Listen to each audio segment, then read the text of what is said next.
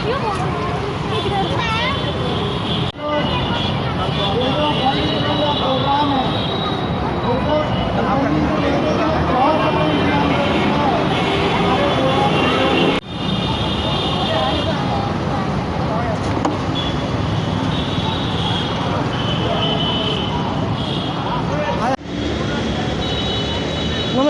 मैं विजय कुमार पुनिया तिरंगा अभियान चैनल से मैं खड़ा हूँ इस time Janakpuri east metro station जो पश्चिम दिल्ली के तहत आता है। और यहाँ पे भारतीय जनता पार्टी के कार्यकर्ता, पश्चिम दिल्ली के जो कार्यकर्ता है भारतीय जनता पार्टी के, वे प्रधानमंत्री नरेंद्र मोदी का आज 17 सितंबर को जन्मदिन मना रहे हैं।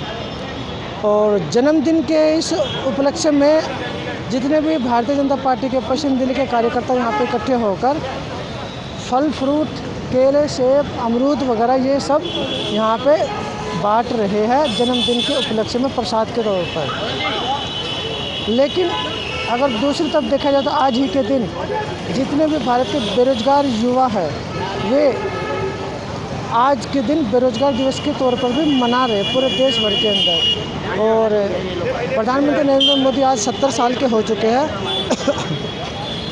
और 70 साल के होने पर जितने भी भारतीय जनता पार्टी के कार्यकर्ता हैं यहाँ पे इकट्ठे होकर प्रसाद वितरण कर रहे हैं उनके जन्मदिन के अवसर पर। आप पीछे देख सकते हैं सारे के सारे कार्यकर्ता यहाँ पे बैठे हुए हैं। और पीछे मेट्रो स्टेशन में मैं आपको दिख रहा हूँ, जनकपुरी ईस्ट मेट्रो स्टेशन है, उसके नीचे यहाँ पे इकट्ठे होकर भारतीय जनता पार्टी के कार्यकर्ता केले, सेब, अमरूद और इन सब को प्रसाद के तौर पर यहाँ पर वितरित कर रहे हैं। 70 साल के आज में प्रधानमंत्री नरेंद्र मोदी हो चुके हैं और भारतीय जनता पार्टी के जितने भी कार्यकर्ता प्रधानमंत्री को बहुत प्यार करते हैं, बहुत दुलार भी करते हैं और स्नेह भी करते हैं। और उसी स्नेह को, दुलार को, प्यार को आज ये उनका जन्मदिन मनाकर दर्शा रहे हैं। और फल फ्रूट के तौर पर उनके प्रसाद वितरण के तौर पर यहाँ पर बांटा जा रहा है। जो भारतीय जनता पार्टी के पश्चिम जिले के जो कार्यकर्ता थे, जो नेतागण भी थे, वे भी यहाँ पर आए हैं और वे यहाँ पे आए, उन्होंने भाषणबाजी भी की है और प्रसाद बांट के शुरुआत भी की है। उसके अलावा यहाँ पे जितने भी लोग यहाँ पे आ रहे हैं उन सबको जो है प्रसाद के तौर पर दिया जा रहा है जन्मदिन के उपलक्ष्य पे। लेकिन देखने वाली बात ये है कि सब भारतीय जनता पार्टी के कार्यकर्ता के अलावा और जो लोग हैं वे जन्मदिन में इतनी भागीदारी नहीं करते, लेकिन कार्यकर्ता हमेशा, जो पार्टी के कार्यकर्ता वो हमेशा करते हैं और हमेशा करते भी आए हैं और करते रहेंगे। और जितनी भी पार्टियाँ हमारे देश के अंदर, जितनी भी पार्टियाँ, उन पार्टी से जुड़े हुए सभी लोग जो है अपने नेता का जन्मदिन मनाते हैं और वो यहाँ पे भी देखने को मिल रहा है। और आज ही के दिन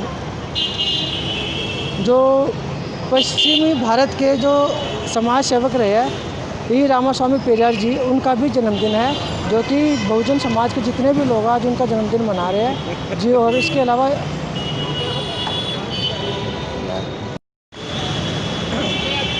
पश्चिम भारत के यानी दक्षिण भारत के जो रामास्वामी पेरियार जी है, जो एक समाज सुधारक रहे हैं और जिन्होंने पाखंडवाद के खिलाफ हमेशा आवाज़ उठाई, आज उनका भी जन्मदिन है। और बहुजन समाज के जितने भी लोग हैं उनके जन्मदिन को भी आज बड़ी धूमधाम से मना रहे हैं। और दूसरी तरफ आज 17 सितंबर को प्रधानमंत्री नरेंद्र मोदी का भी जन्मदिन है, भारतीय जनता पार्टी के कार्यकर्ता वो भी मना रहे हैं। इसके अलावा तमाम देश भर में इसी तरह से प्रसाद वितरण हो रहा है। सब जितने भी मतलब डिस्ट्रिक्ट वाइज जितने भी नेता वो अपने क्षेत्र में प्रधानमंत्री नरेंद्र मोदी के इस दिन पर प्रसाद वितरण इसी तरह से कर रहे हैं। तो हमारे साथ पवन कुमार है, जो कि इन्होंने पश्चिम दिल्ली में किसान मोर्चा के अध्यक्ष है और साथ में जो पूरा प्रोग्राम इन्होंने ऑर्गेनाइज किया। चलो उनसे बात करते हैं। सही, आज प्रधानमंत्री नरेंद्र मोदी का बर्थडे है, तो हमारे चैनल की तरफ से भी उनको शुभकामनाएं। और थोड़ा बताएं कि बर्थडे के इस शुभ दिन पर ये भाई साहब, आज जैसे अपने यशस्वी प्रधानमंत्री विकास पुरुष प्रधान सेवक आदरणीय नरेंद्र मोदी जी का जन्मदिन है, तो उसके उपलक्ष्य में 70वां जन्मदिन है, तो उसके उपलक्ष्य में आज हमने 70 दर्जन तो केले रखे हुए थे, 35 किलो हमने ये सेब रखे हुए थे, 35 किलो हमने ये ऐसे मतलब 70 का हमने एक कॉन्फ़िगरेशन बनाई है कि जिससे वो हम डेडिकेट कर सके अपने नरेंद्र मोदी। 70 साल भी हो चुके हैं और इनके जन्मदिन को भी 70वां जन्मदिन है। बिल्कुल 70 साल, 70 दर्जन केले, 70 फल फ्रूट और 70 साल जो 70 की उसमें 70 साल का विकास। हाँ बिल्कुल बिल्कुल, जो 70 साल से विकास नहीं हुआ था वो अब विकास होने जा रहा है और धीरे धीरे हो रहा है। और आगे भी होता रहेगा और हमारी यही शुभकामनाएं है। और जैसे हमारे यशस्वी हमारे युवा सांसद जो उनको कोरोना हो गया जन सेवा करते करते, तो उसके लिए भी हमने मनोकामना रखी है कि भाई वो जल्द से जल्द स्वस्थ हो और जल्द से जल्द ठीक हो। ये था हमारे साथ पवन कुमार जो कि पश्चिम दिल्ली के यहाँ पे महिलाएं भी आए हैं उनका बर्थडे मनाने के लिए, तो उनसे बात करें। मैडम बताइए आप मोदी जी। हाँ जी, मोदी जी का 17वां। नाम बताइए। मेरा नाम प्रतिमा अरोड़ा है, मैं महिला मोर्चा से हूँ और मोदी जी को सारे कार्यकर्ताओं की तरफ से बधाई देना चाहती हूँ उनके 70वें जन्मदिन दिवस पर, कि भगवान उनको लंबी आयु दे और वो स्वस्थ रहें और देश का ऐसे ही नेतृत्व करते रहें जैसे जैसे उन्होंने अच्छे अच्छे निर्णय लिए हैं देश के लिए। 370 हटाई या 3 तलाक का मामला हुआ। एक चीज़ और भी, आज ही के दिन जो है जितने युवा बेरोजगार है पूरे ऑल इंडिया के अंदर, वे भी युवा बेरोजगार दिवस के तौर पर मना रहे हैं। अच्छा, नहीं मुझे इसकी जानकारी नहीं थी, आप ही से पता चला मुझे। लेकिन बेरोजगारी आज की तो है नहीं, बेरोजगारी तो शुरू से हमारा मसला रहा है। महंगाई है चाहे बेरोजगारी है, ये तो कोरोना काल चल रहा है, आपको पता है। इस समय पे जिनकी नौकरियां थी वो भी चली गई हैं, क्योंकि जब काम ही नहीं है लोगों के तो क्या करें।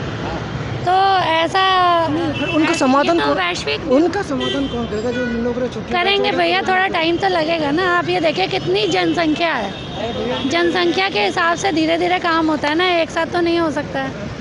तो महिलाओं को कुछ कहना चाहोगे, देश की तमाम महिलाओं को? मैं महिलाओं से यही कहना चाहूँगी, जैसे आपको आकर के मोदी जी के आने से इतनी सुरक्षा मिली है, अंदर से एक कॉन्फिडेंस आया है जो पहले नहीं था, वो और भी ज़्यादा आएगा। क्योंकि जब तक हमारी सरकार रहेगी तो हम महिला सुरक्षा के ऊपर बहुत काम करते हैं। तो हमारे महिलाओं को आगे बढ़ाने के लिए हमारी मतलब समिति कह लीजिए या जो हमारी पार्टी है उसमें बहुत काम होते हैं। अच्छा ये बताइए, आप तमाम देश भर की महिलाओं की तरफ से आप नरेंद्र मोदी से क्या उम्मीद करते हैं ताकि महिलाओं के लिए काम करें और भी काम करें? वैसे तो देखिए हमारे को 50% का अधिकार है, तो अभी पेंडिंग पड़ा है, वो पेंडिंग पड़ा है। तो हम तो चाहेंगे कि महिला सशक्तिकरण की तरफ ध्यान दिया जाए।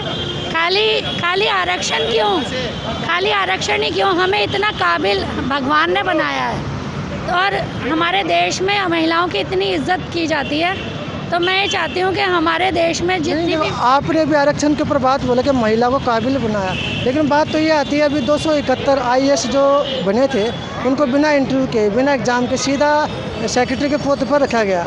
तो अगर आरक्षण के माध्यम से अगर उसके थ्रू जाए तो जाना चाहिए था, लेकिन उनको तो डायरेक्ट ही कैबिनेट के अंदर सेक्रेटरी के पद पर रखा गया। तो उसके बारे में बता लो, क्योंकि आपने आरक्षण की बात कही है। तो नहीं, वो ठीक है कि उनको रखा है तो उनको काबिल होंगे वो ज़रूर, तभी रखा होगा। UPSC का जो एग्ज़ाम होता है उसको तो बंद कर देना चाहिए। UPSC में हो क्या रहा है आपको पता चला है, कितनी धांधली है उसमें। आरक्षण में हमारे साथ क्या अन्याय हो रहा है, वो क्या ठीक है? हम इतने अपने आप ही देखिए ना कि महिलाओं को कोई आरक्षण नहीं चाहिए। आरक्षण हमें नहीं चाहिए। अभी हम 100% के अधिकारी हैं, हम 50% कोई के अधिकारी आरक्षण नहीं नहीं हैं। चाहते। अभी आपने बोला कि महिला को भी 50% जो है नहीं, लोकसभा मैंने ये बोला कि 50% की बात चल रही है, लेकिन महिला इतनी सशक्त होनी चाहिए, उसे आरक्षण की जरूरत ही ना पड़े, वो अपने आप में पूरी 100% है।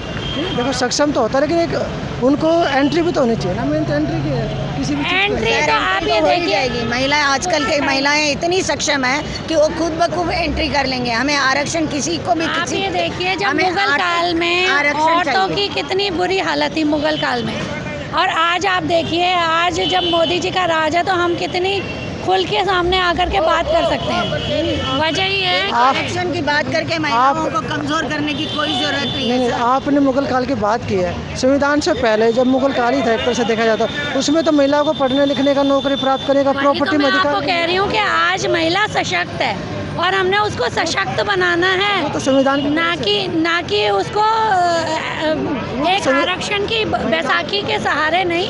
महिला को खुद तो ही अपने आप में मेरा कहने का परिपूर्ण है। मतलब है संविधान की वजह से मिला ना सारी चीज़ें। संविधान की वजह से तो सभी को मिला है। तो उस समय पे जैसे एक पीरियड दिया था कि इतने पीरियड तक के लिए होना चाहिए आरक्षण, तो अब हटा देना चाहिए। वो तो इसका था ना, चुनाव का था ना, 10 साल के लिए जो बढ़ता है। लेकिन वो हटाना चाहिए, चुनाव मेरे के अंदर हिसाब जो से तो भागीदारी हटाना होती है चाहिए ना। मेरे हिसाब से आरक्षण को हटा देना चाहिए बिल्कुल। चलो आरक्षण को हटा दे जो तो काबिल हो उसको आगे आना चाहिए, चाहे वो महिला हो चाहे वो पुरुष हो। मतलब आपका क्या किसी भी वर्ग का क्यों ना हो, हाँ काबिल जी, बंदा होना चाहिए। अगर वो काबिल है तो सिर्फ कोई जात पात का भेदभाव नहीं होना चाहिए, कोई आदमी औरत नहीं होना चाहिए। अगर कोई सशक्त है तो उसको आगे आना चाहिए। मतलब आपका कहना ये है कि जो सक्षम है, जो समृद्ध है, उसको आगे आना चाहिए। जी हाँ। तो उसको आगे लेकर कौन आए? वो खुद ही। आएंगे अरे सर। आप ये उनको लेके बताइए, आने की क्या जरूरत नदियों को आप क्या रास्ता दिखाते हैं? वो सीधा अपने समुद्र में जाके मिलती है। जिसने आगे बढ़ना होगा आपको उसको रास्ता दिखाने की ज़रूरत नहीं है, वो खुद ब खुद आगे बढ़ जाएगी। महिला हो या पुरुष हो। तो इसमें हाँ, एजुकेशन बहुत ज़रूरी है, एजुकेशन पे ध्यान देना चाहिए। और आज तो गांव-गांव तक आप देख रहे होंगे मोदी जी ने कितना काम किया है, सड़कें बन गई हैं, सारी जगह स्कूल खुल गए हैं। तो महिलाएं आगे आएंगी, अपने आप ही आएंगी। जब वो पढ़ी लिखी होंगी तो वो उनको राह दिखाने की ज़रूरत नहीं पड़ेगी, वो खुद ब खुद आगे आएंगी। क्योंकि महिलाएं अगर पढ़ी लिखी होंगी तो फैमिली आगे बढ़ पाती है, क्योंकि बच्चों का आप भविष्य ये बनाने वाली देखिए, महिलाएं हैं। अगर हम तो इसीलिए महिलाओं का आज अगर हम यहाँ तक पहुँचे हैं, अपने आप में कम्युनिटीज करनी चाहिए, कोई गवर्नमेंट नहीं। आज अगर हर हम यहाँ community तक अगर पहुँचे ये हैं ना, सोचे कि उसकी महिलाएं वजह सक्षम यही है कि हमारे अंदर इतना कॉन्फिडेंस कहाँ से आया। हमारे देश में जो बोलने का अधिकार है और जो हमारी पार्टी औरतों को इज्जत देती है, सम्मान देती है, उसकी वजह से हम आज यहाँ तक पहुँचे हैं। तो ऐसे ही जिसने आगे बढ़ना होता है उसको कोई रोक नहीं सकता। वो तो आपके बात, तो आपने सारी बातें हमसे की, उसके लिए आपका बहुत बहुत धन्यवाद है। धन्यवाद। मैडम ने बताया कि आरक्षण को ख़त्म करना चाहिए और महिलाओं को लोकसभा के अंदर और विधानसभा के अंदर 50% आरक्षण मिलना चाहिए। दोनों का क्या मतलब है ये तो आप लोगों को खुद डिसाइड करना चाहिए। एक तरफ से ये महिला आरक्षण चाहती है और एक तरफ से महिला आरक्षण को ख़त्म भी करना चाहती है। और 50% का आरक्षण जो संविधान के अंदर, लोकसभा के अंदर ये चाहती है। तो मैं विजय कुमार पुनिया, तरंग FM चैनल से पश्चिम दिल्ली से रिपोर्टिंग कर रहा था। तो मुझे दीजिए इजाज़त, धन्यवाद।